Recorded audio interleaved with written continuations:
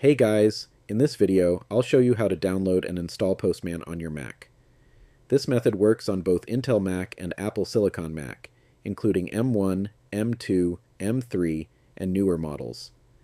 Postman is a powerful API development tool used for testing AP-IS, sending requests, debugging responses, and building back-end services. It's widely used by developers, testers, and software teams all around the world. Alright, let's get started. First, open your favorite web browser. You can use Safari, Chrome, Brave, whichever you prefer.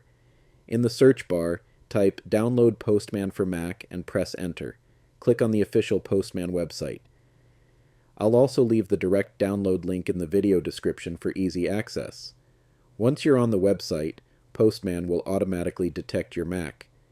If you're using an Apple Silicon Mac, click Download for Apple Silicon Chip.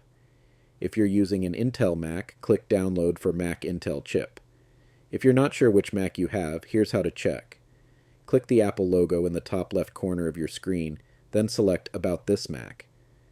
If you see Apple M1, M2, M3, or similar, you're using Apple Silicon. If you see Intel, then you're using an Intel Mac. Once you click the correct download button, the installer will start downloading. When the download is complete, double-click on the zip file to extract the Postman app. Now, simply move the Postman icon into the Applications folder. Wait a few seconds for the copy process to finish. Once that's done, go to Applications and double-click Postman. If you see a Mac OS security pop-up, click Open to confirm. Postman will now launch. At this point, you can either sign in, create a free account, or continue without signing in. All options work. Once you're inside the app, Postman is ready to use. You can start creating requests, testing AP-IS, and working on your projects right away. And that's it. You've successfully installed Postman on your Mac. If this video helped you, don't forget to like, comment, and subscribe for more Mac and developer tutorials.